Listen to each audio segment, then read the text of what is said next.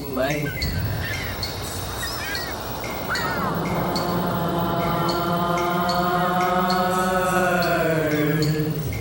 Welcome to Speak Sex. I'm your host, Eve Eurydice, and today's guest is a New York-based sex consultant, speaker, writer, thinker.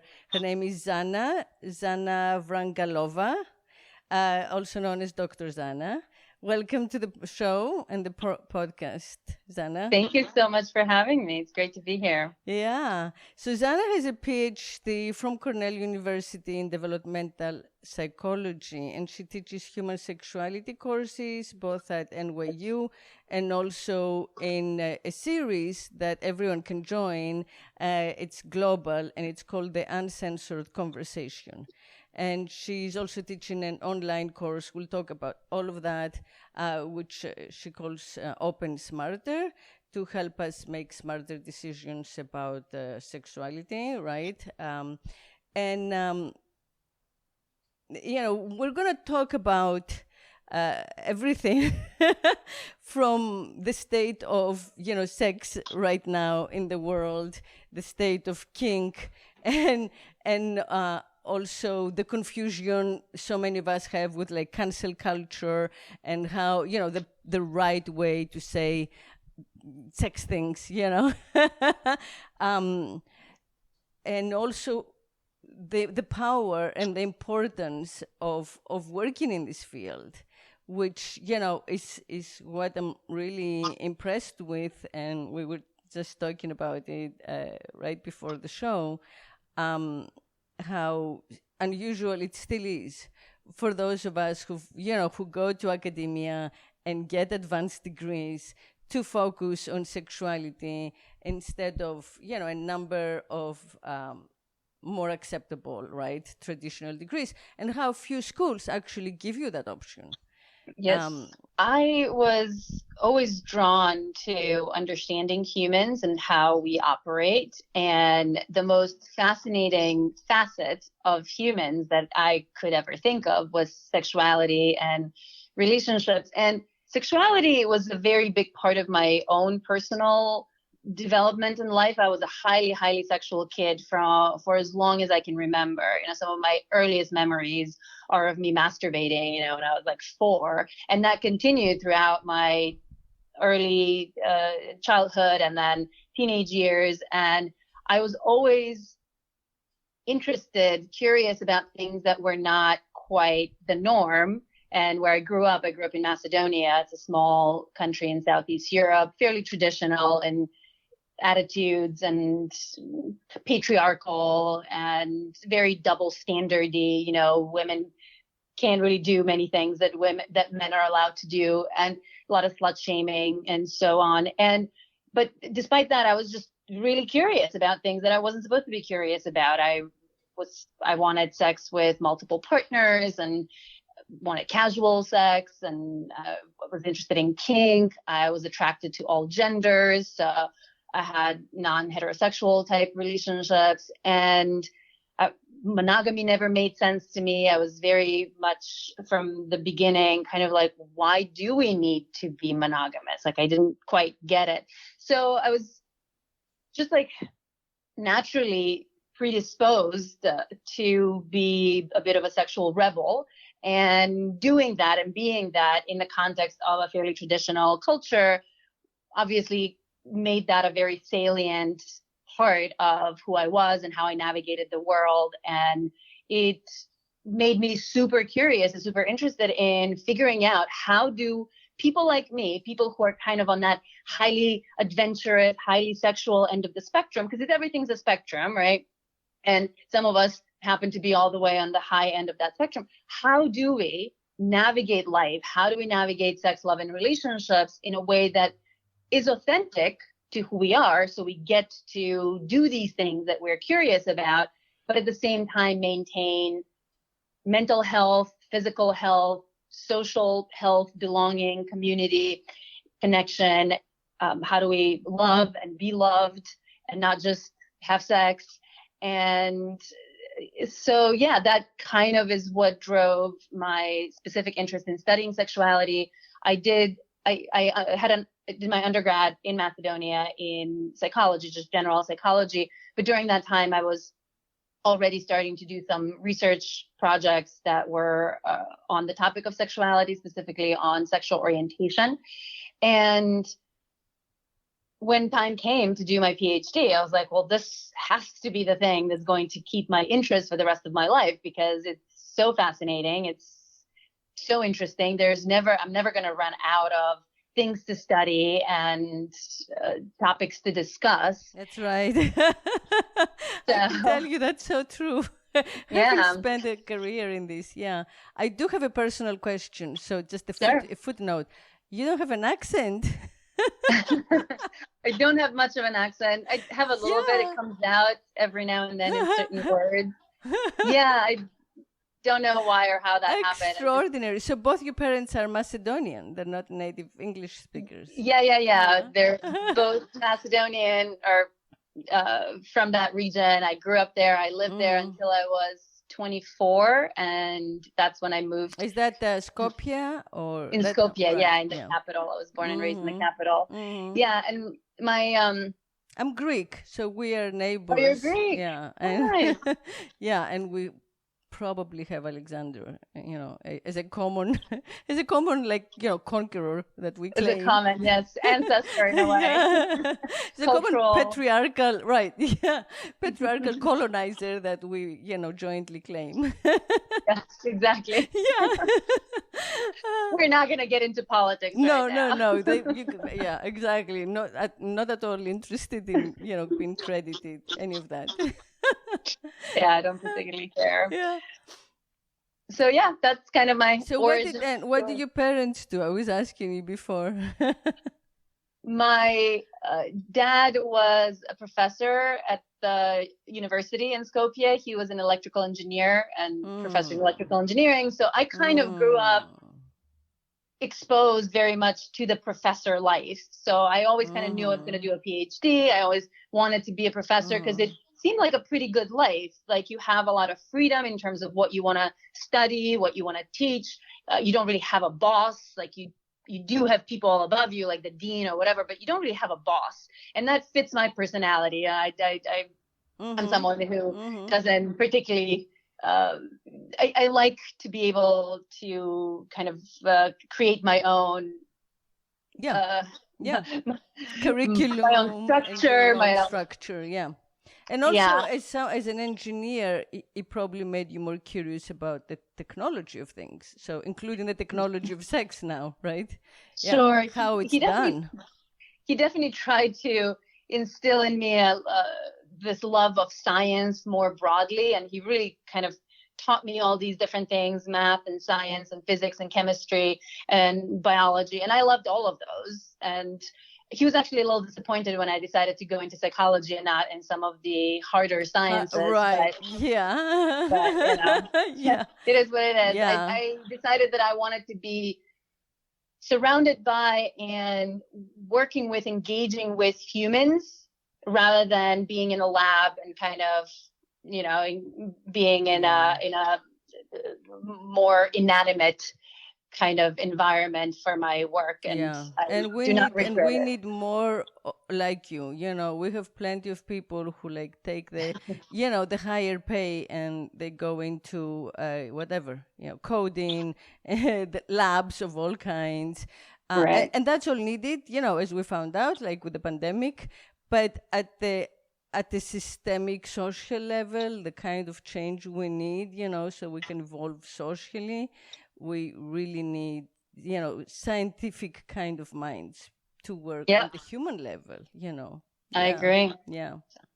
I'm happy. And your mom? What about your mom? I'm just curious, about the leap. I love all these stories of the huge leap we've made from one generation to the other when we actually work with sexuality, and how far-fetched that is, considering. My mom was an economist. She worked at a big oil refinery firm as an economist. So they were both college educated. Interesting. That's great. Yeah. Great. So, I feel that one thing that I wanted to ask your opinion about is that I, have always been kink, positive, of course, and believed in polysexuality and poly everything, polygender identity, non-binary. But I have a specific theory about this, which is that it is a way to get us out of the modalities of the patriarchy. There is no like grand normative, scheme, or like social programming that we can take on that will divorce sex from procreation. So even though scientists, amazing scientists like your dad, have come up with birth control and then, in vitro, and then more and more affordable and specific ways to separate, distinguish sex from procreation. In the general mind, in everyone's understanding of the two, they're still together as one, the way that they were like 5,000 years ago, right? And I feel also for the freedom of all people from like gender tropes and all of the other judgments, moral as well as intellectual that we go through, that we've inherited from those 5,000 years. It's important to kind of understand the nuts and bolts and try things out, right, for ourselves, because it's a way to intellectualize sex one-on-one. It's a way for like everybody to try and say things about sex that are hard to say, but are not that emotional, that are more like practical, which is really like a practical way of making that separation, between like the unspeakable, which once it was, and the practical, which hopefully it's becoming, like practical ways to common pleasure and intimacy. Yeah. It's interesting, the evolution of sexual desires and interests and norms throughout human history. I definitely think we have greatly decoupled sex from reproduction, and we certainly have successfully done it, and we have very reliable methods of doing that are available to many people, not everybody in the world, but to a pretty large majority of people in the world. And so that has created a very different world that we live in right now than our ancestors have lived in for, many, many millennia, not just 5,000 years, many, many more years than that. But of course, the 40, 50 years that we've had birth control and all of these things that have decoupled sex from reproduction, that's a blip in our evolutionary history. That's a very short period of time in terms of our evolutionary history. And we carry still in us, in our genes and what's right, encoded. In our epigenetics, right. Yeah, genes and epigenetics. Yeah, these mechanisms, these tendencies, these preferences, these patterns of thinking, desiring, and behaving that we have kind of inherited because for the very, very long history of human evolution, sex and reproduction went together. If you had sex, chances were a baby was going to be born, and there were consequences of that decision. And so there are certain gender differences in how we think about our sex lives because of that evolutionary history. And there are also a lot of individual differences within men and within women.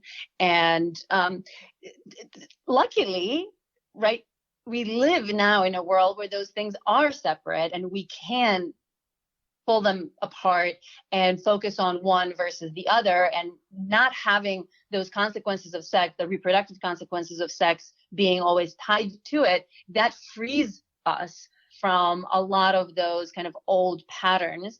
Of course, that also takes time to actually really permeate into the human psyche and into our gene pool. And that's going to be a slightly longer process. But I'm really excited about it. I mean, the fact that we have that separation really allows, it provides a huge luxury in a way, especially for women, to enjoy their sexuality for what it is. Yeah. Unrelated Yeah. to reproduction and free Yeah. from those fears and concerns about reproduction. Yeah. So it's an exciting time to be Yeah. alive, and it's an exciting time to be a woman in particular. Yeah. And certainly a non-binary person. You know, Exactly. It was hard being a non-binary person back in the day, or a trans person or something. Oh, Yeah, there was no outside the name binary. for it. Imagine, Yeah. like how confusing can that be when there is no name for what you feel and who you are? Yeah. So much unnecessary suffering, you know, like globally, by so many generations of like people who were non-traditional, and you know, just kept bumping, I guess, their heads against all the obstacles everywhere around them, you know, Mm-hmm. trapped and imprisoned by norms. And like norms are just statistical terms. So as we change, and that's why your work's so valuable, because as we change and open up, like, you know, we're literally changing slowly the numbers of what's normal. Absolutely. The majority, the majority view. Yeah, I know.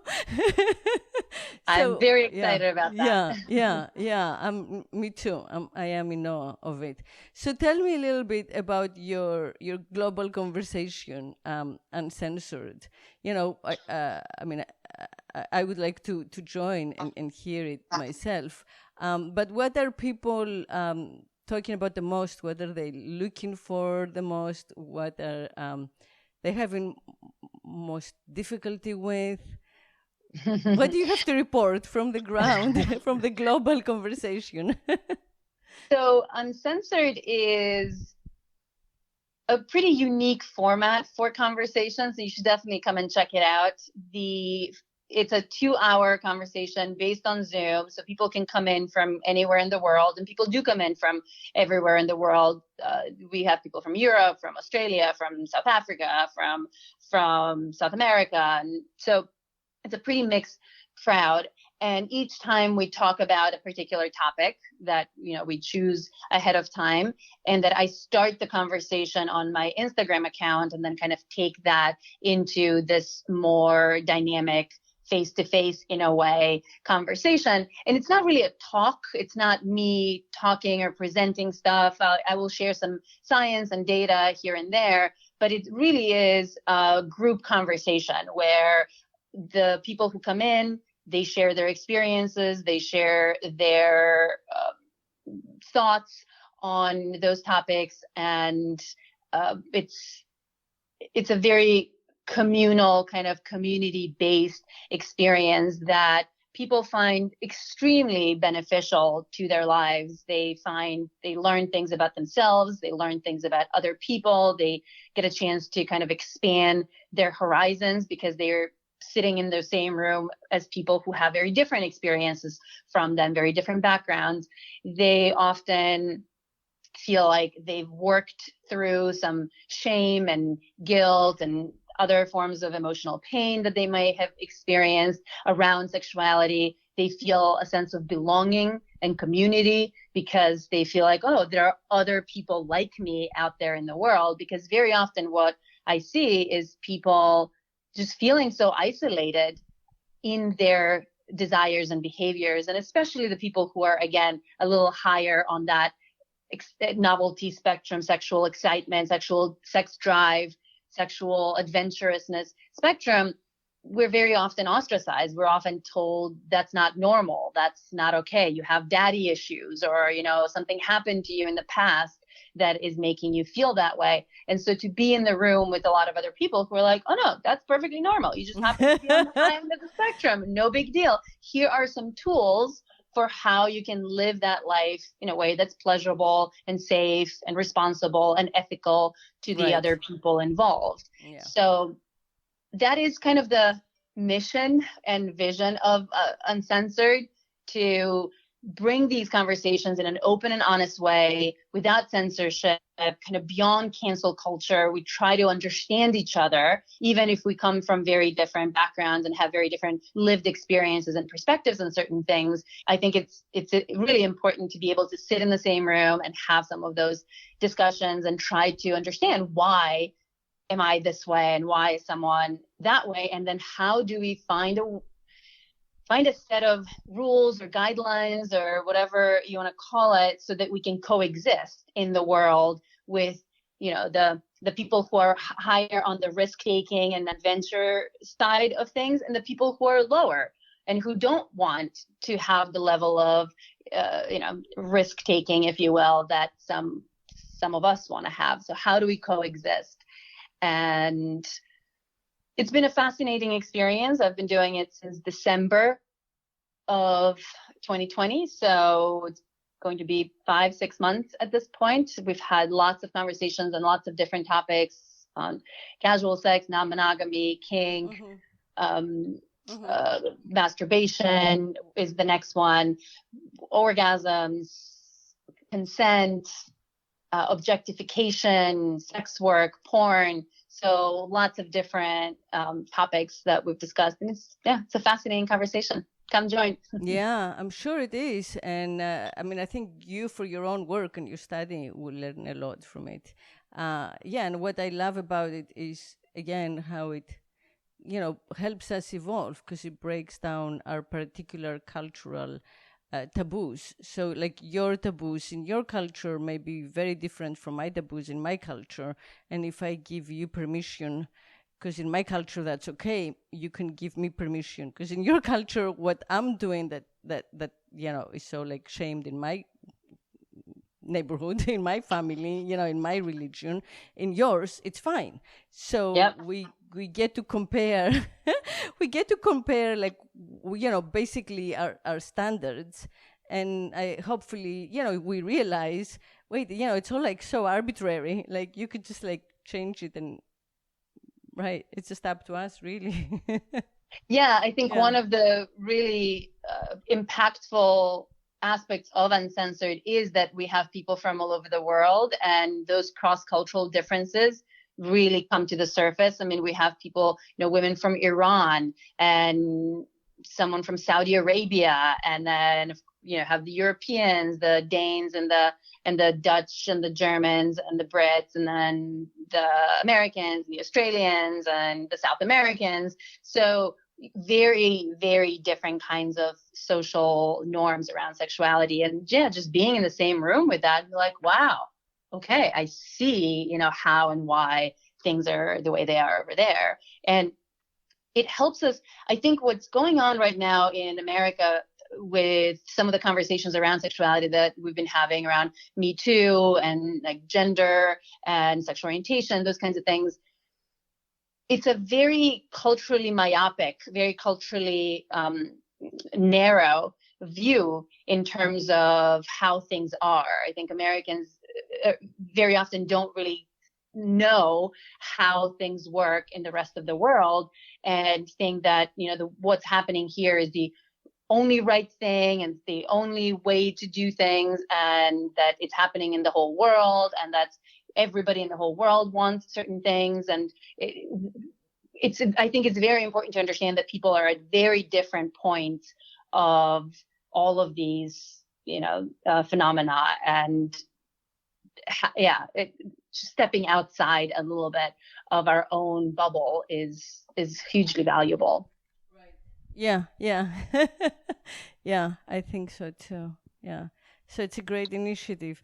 So tell us a little bit about the Open Smarter method, which is a personality-based approach to relationship choice and relationship design, and it helps, based on your personality, figure out your relationship, I guess, choices, open choices, which are easy for you and which are a stretch for you, right? So you've developed this kind of skill set, and that you share. Could you tell us a little more about that?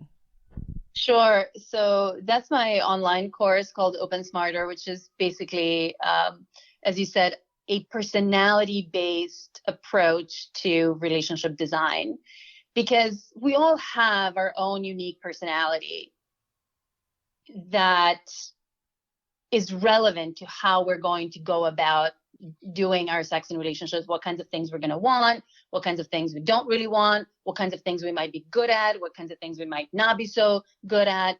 And there are certainly these things that can certainly change. We have the ability to change them over time with effort and kind of concerted effort. But we also all have a baseline, part of which is biological, genetic, and part of which, of course, is always also socialized. But based on, I think we first kind of have to understand ourselves and who are we and our basic personality before we kind of go out in the world and try to find the kinds of relationships or the kinds of partners that are going to be a good fit for us.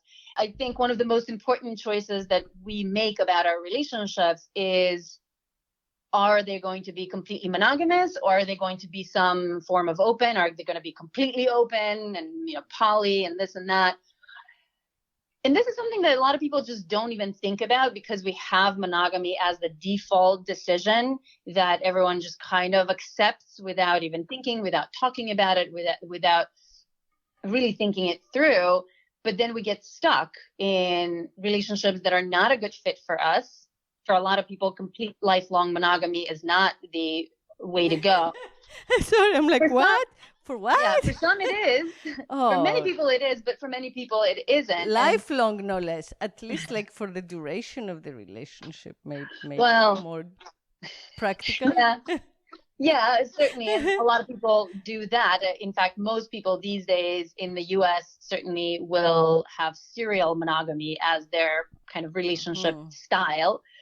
But very often those relationships are serial monogamous because people cannot incorporate some level of openness. And often they end up in things like cheating and in things like frustration and really kind of this like low grade but constant daily dissatisfaction, and that builds up into resentment and whatnot. And so I think a lot of people would benefit from examining that monogamy versus non-monogamy set of options. And I think more and more people really are these days. There is so much curiosity that I'm seeing. You're asking, what can I report from the ground from some of the uncensored conversations we've been having? Some of the most popular topics that we've had in Uncensored have been around open relationships, threesomes, kind of navigating some of that non-exclusivity. And I think more and more people are realizing that complete monogamy is just not going to cut it for them. And so they're now trying to figure out, okay, how can we incorporate some level of openness into our relationships? And there are a lot of books and podcasts and all that to help guide people into that process. But what I've not seen anywhere else is this like basic framework for how to even think about it that's based on our unique personality. And I think that's a great place to start with those explorations, because we're different. What's going to work for me is not going to work for you. And a huge part of that is because of our personality. So yeah, the Open Smarter course, the Open Smarter method really is a process of getting to know yourself and your unique personality, and how that personality, where you fit on those continua, on those personality spectra, influences which types of relationships might be a good fit, not a great fit, easier for you to handle versus more challenging. And again, it's not to say that if something is more challenging that you can't do it. You absolutely can. But I think it's important to know that that's what you're signing up for, right? That, okay, if you're, say, a highly jealous person, you can still do non-monogamy, but it's going to be a lot more work. Oh than for boy, someone yeah. who's lower on Yeah. jealousy. You're going Yeah. to have to Yeah. incorporate and Yeah. implement a lot more strategies and all that to make Yeah. that work. Um, So it's a little like the love language, like when they were doing what's your love language, let's say, sort of like what's your monogamy spectrum or something like you that. can think Yeah. of it that way a little Yeah. bit. Yeah. Sure. Yeah. Yeah. Yeah. Yeah. That's nice. Yeah. Yeah. I What's mean, your relationship personality? Yeah. right. Yeah. And that I think that does make sense. Like if you catch yourself, probably you have a failure, and then you go back and you're like, okay, what am I getting wrong? And that's great. Instead of like thinking the person is wrong and I'm going to repeat the exact same routine but with a different candidate, and Yeah. I mean, that's what often happens for people, right? They get yeah, into these they blame relationships. the individual and they get Mhm. stuck in that constant like rewind. Yeah, they think, they get into a relationship, it's kind of good for some period of time, and then they start desiring other people for one reason or another, and then they think, oh, that's because this is the wrong person for me. It's Yeah. not the one. When I find the one, because Yeah. that's Yeah. I know, right? And when I find my ride or die, this will not happen. And it's like, exactly. I what will if never. this is this is as good as it gets? Mhm. Yeah, and that's the thing. For a lot of us who are high on that sexual adventurousness side of the spectrum, no one person is ever going to be enough, because we want novelty. We want different partners. We want sexual novelty. We want emotional and romantic novelty. And so the only authentic way to live our lives is to have some form or some level of openness. And it's not going to get solved by jumping from one monogamous relationship to the next, to the next, to the next, thinking, oh, that's the next one is going to be the one, and then I'm going to start desiring other people. Probably not going to happen. But Yeah. Yeah. But I do find, again, I'm now reporting from the ground myself. I do find that both personally and just from like, the field research in my big group of acquaintances and friends, it's your odds get, lowered dramatically the more you're direct and open. And sometimes it's even the case, it may even be the case that when you know exactly what you need and you say it, it's so alienating in its, by definition, in its simplicity, in its expression, that it may just threaten, the potential partner away. And had you done that in like the more traditional ways of like fighting and, drama and pushing and staying together and not wanting to lose each other and the whole like emotional work, right? Then you might have had a relationship. So it's still so, what I'm saying is it's still so foreign that it can feel to people, you could be like a proposition in someone and they could hear that as a rejection. And that has definitely, happened to me. yes, I watch it absolutely. like in real time. Like I just said this in a way that completely, scared this person away. Yeah, and I hear that. Unfortunately, yes, we still live in a world where even just bringing that up is going to scare people away, because that's not the norm and people don't expect it. People don't want to be faced with it. Even if they themselves have the desires, they don't want to think about their partner having such desires for other people. It's hard. It's not an easy thing when you've been socialized to think that that's the worst possible thing that can happen, or that that's a sign of you not loving your partner or not being committed to your partner. It's a very strong gut reaction that people have to not accept it, even if they themselves feel it, or they themselves are going to feel it in 2 years or in 5 years. So it's not easy. I agree. It's not easy to have that open, honest conversation, whether early on or later on in a relationship. But I think there are more and more people realizing that, and I think we start with acknowledging that we are going to have desires for other people. And so then the question just becomes, what do we do That's about good. those That's desires? already like a huge, a huge red flag, like telling someone, I really want to be with you. I'm also assuming that I will want to be with other people. It's like, what? Well, then you don't want to be with me enough. I'm sorry. Well, the Like, reality is, why would I sign up to be with someone who's going to cheat on me? Like, it's just also contradictory, right?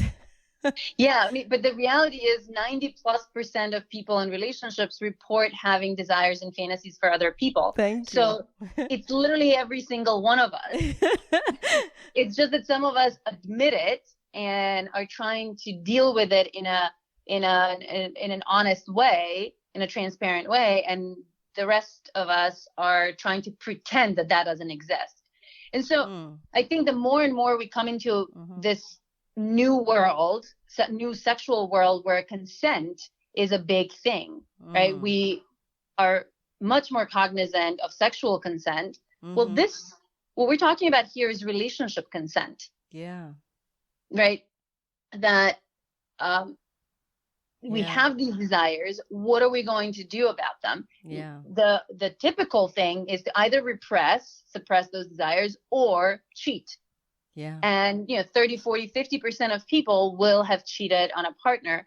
If all of those cheaters were just honest about their desires to have some level of openness in their relationship, even it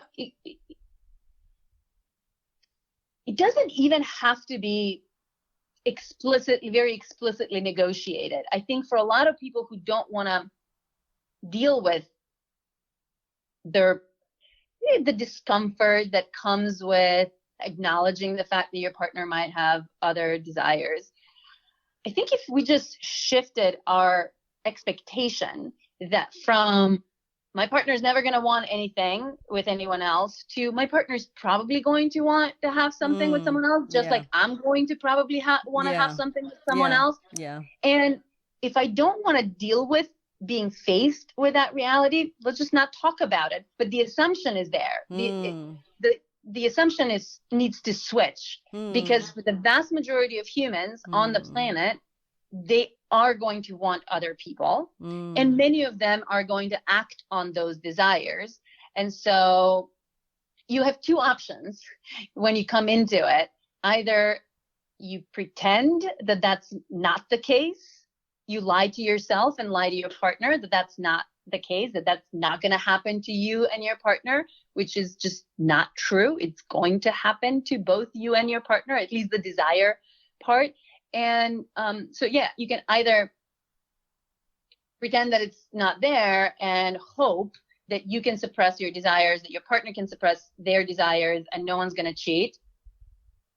Or you can acknowledge it, at least to yourself, and kind of come into it understanding that that probably will happen at some point, and maybe set some ground rules around when and how it's okay for that to happen. How much do you want to know about it? How much does your partner want to know about it? And approach it with a little bit more honesty and consent. Yeah.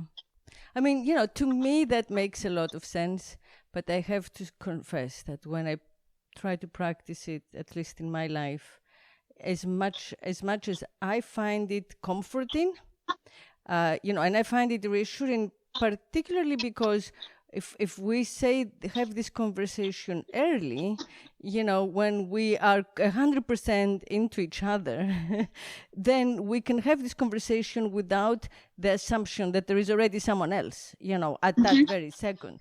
I feel better having this conversation when there is no one else I want to be with, but I would like to put some agreement in place as to how we're going to deal with it, when it happens.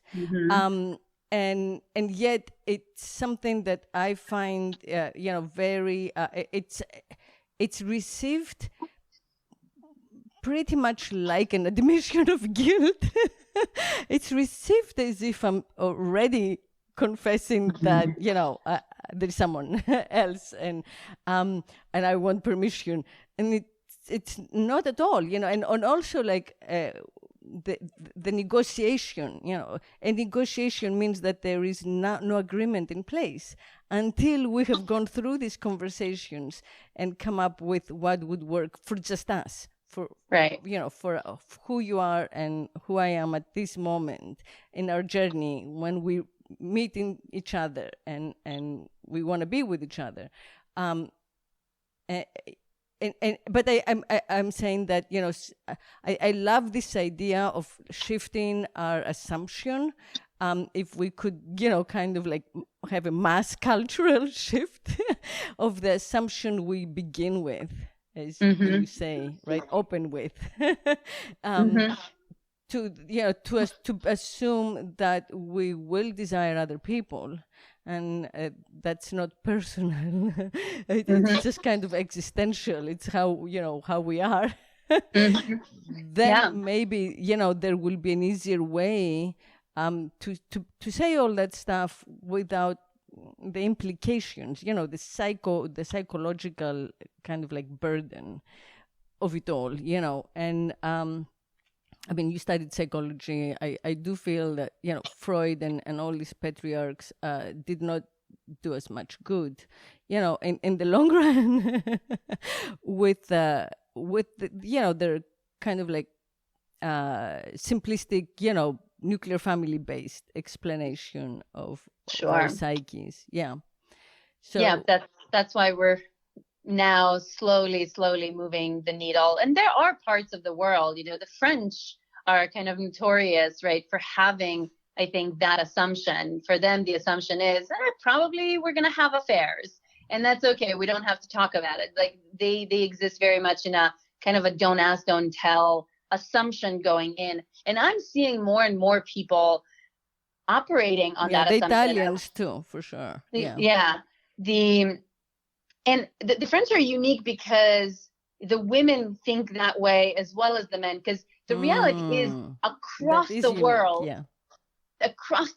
there have been so many cultures, both in the present and in the past, where the men have had that expectation for themselves. Right, that's right. The women had that expectation for the men. That's right? That was allowed. That was totally possible for the men. What's new now is our request for equality and for the women to also have that same freedom. I mean, you have whole cultures where the men polygamy. Can have 4 wives, exactly. Right? Yeah. All of the Muslim world basically operates on men can have 4 wives if they can afford them. And you have so many parts of like Latin America where it's kind of understood that the men are going to be cheating and whatnot. The women are catching up, certainly, in many parts of the world. That's a nice way to put it, yeah.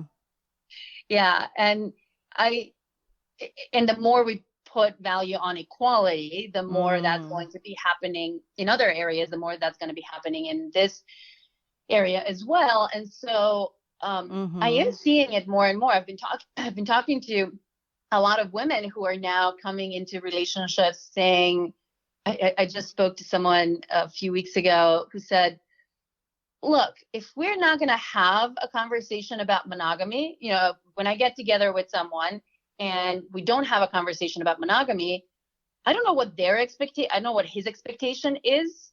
My expectation is that we're going to be fucking other people. That's so refreshing.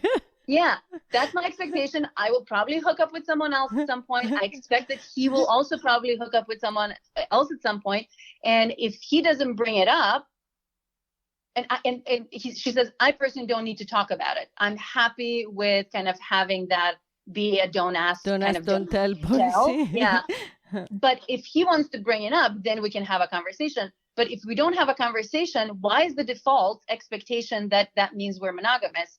She's like, I think the default expectation is that we're not monogamous until or unless it's been specifically negotiated that it is monogamous. And I think that's how we need to start approaching things. Right, but we don't, so that's kind of, but we don't. Like, we do need that mass shift that you talked about. Otherwise, what ends up happening is we kind of justify to ourselves, we're like, well, okay, we haven't outright committed 100% to monogamy. Like, we haven't said it's completely verboten.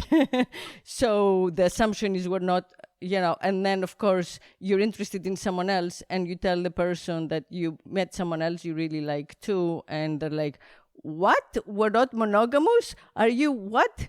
Right? So we get into like a mess from not starting from the same place. And having like a kind of joint maturity. But I do love the way you said it, that it is, after all, women kind of like catching up. And we're looping to how we started, partly thanks to the separation between procreation and sex.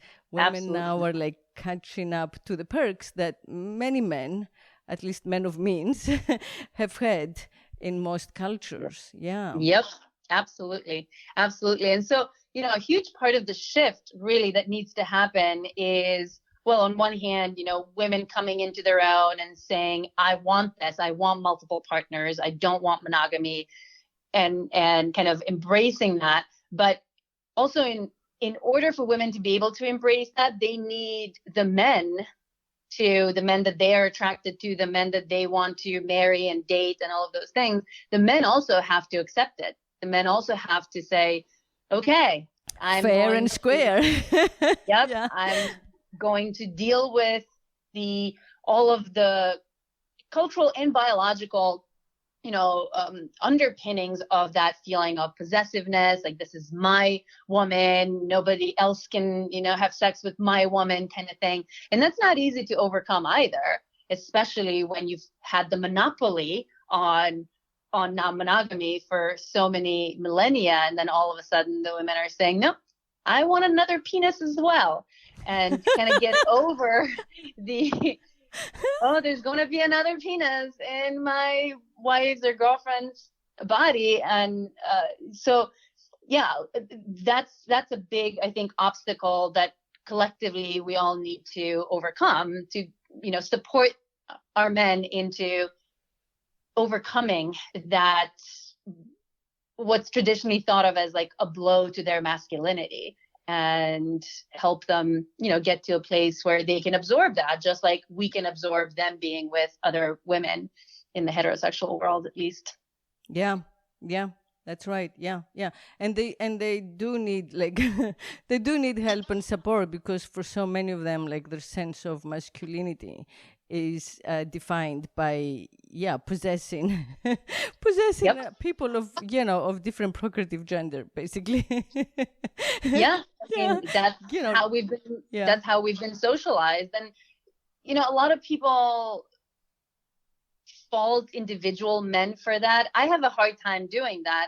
We're all victims. I don't fault any. We're all victims of the same sex negative, double standard type of socialization that we've all been exposed to and have internalized to various degrees. And so it's about undoing some of that damage slowly, and different people are going to be able to undo that damage faster than other people, and it's going to be easier than other people. So I think we all really need support, the men, women, and non-binary folks. We all need support in that process of kind of getting rid of that shame, of the guilt, of that like very kind of narrow view of what masculinity is, and hopefully get to a more open and more honest, really, world, because we're talking about honesty. We're talking about being, not lying, not pretending that certain things that exist actually exist. Yeah. And I do want to emphasize what you said, that the men need our support, and they also need, the kind of like help to make the passage, and it's not easy to come up with the right words that are not already, colored and weighed by all of that inherited meaning and emotions, that get triggered by those words and those meanings. So kind of like, yeah, this is a process of cleansing. And but I do think that, like, modern divorce in the cultures that do allow it is a way for men to kind of learn this lesson. It's a tough lesson, right? But it's a way that the law kind of like gets them through that pain of letting go. This is what it was. Owning, so to speak, another person, right? A beloved. So if you don't want to do that again, and have that person have those same rights on whatever it is, your property, etc., then maybe you can evolve and think of like relationships, anew. Yeah. and make them more equal and participatory and inclusive, right, and open. intentional. Intentional. And I want to say, when we talk about kind of open relationships, not monogamy, I think a lot of people imagine that, oh, it's going to be like completely open. There are going to be no rules, like free for all, orgies every weekend, And the reality is, you can certainly have that if that's your thing. I do know people who are having orgies every weekend and have a pretty free for all, but that's the extreme version of non-monogamy. This is all a spectrum from complete, strict, complete monogamy all the way to that orgies every weekend, or like the crazy poly, thruples and quads and like polycules and whatnot. There is a huge range of monogamish, options in the middle between that complete monogamy and the complete openness. And actually, I think for the vast majority of people, that's what is the best fit. That's what makes most sense. Some, mostly monogamy, couple-based relationships where the couple is like the primary romantic and sexual unit, and then a little bit of openness, a little bit of exploration, a little bit of spice on top of that. And often it doesn't even have to involve doing anything with other people. There are a lot of different ways that you can incorporate some of that excitement and novelty. The idea of the third, Esther Perel talks about that really well, the bringing the third into the bedroom in ways that are not physical, by sharing fantasies about a potential third, or I think that's flirting, by flirting with other people without actually doing anything, or you can go to a sex party with your partner and not do anything with anyone else. Just being in that environment, watching people playing with each other, being watched by others can in a way invite that third, and can at least acknowledge that people have these desires. And so it really starts with acknowledging that we have desires for other people, and then deciding as a couple, as a unit, how are we going to address that? Are we going to act on it in certain ways? Are we going to, incorporate as fantasies? Are we going to watch porn together and do it that way? There's so many different ways to incorporate some level of openness that at least acknowledges the reality of what we're experiencing internally, as opposed to having to hide that and pretend it's not there. For sure. Exposing comes first. No pun intended. And as you said, like real life, we're so busy. If you have like a full-time job, and then you start a family, and you have children, and you have a home to look after, there is no time for all the orgies. That's why it was always like the privilege of the counts and the uber rich, right? Like the Saad had a title and a couple of castles that he inherited. So, and he had access to like the girls in the village that he was in charge of. Right. So, you don't just, there is no, in real life, in our modern digital life, there is, practically speaking, like no time for so much excess, sexual exchange. It's just about what happens when you feel attracted to someone and you want to pursue it, and you really don't want to, at that time, think that that means that your current relationship is over with. So that's another kind of like assumption that we can evolve out of, that just being attracted to someone else doesn't for me mean that I don't want to be with you or I never want to see you or touch you again. Absolutely. So how do you work that out when it's not, the definition we were given, right? Yeah, I mean, that is so true, and it happens to so many of us. And I think so many good relationships have ended unnecessarily because people could not sort of incorporate the fact that the attraction for someone else existed at the same time as their love and commitment to the previous partner. I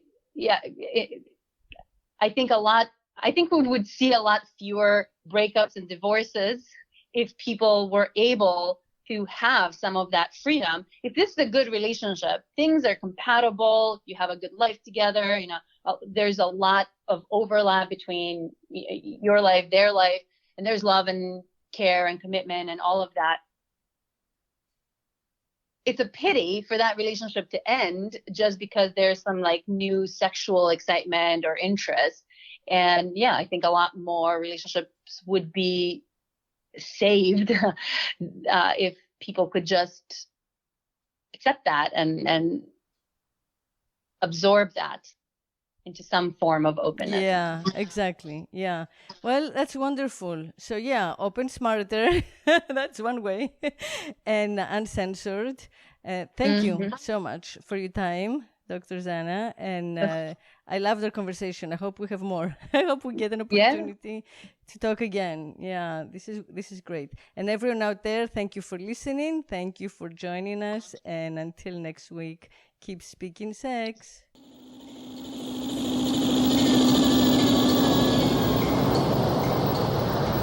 If I could make love incessantly, I would be God.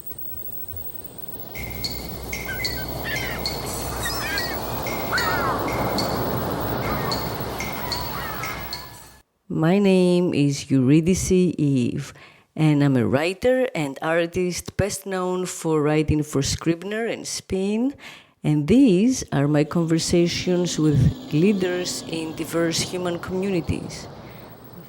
Join our flow and stay with us for a while.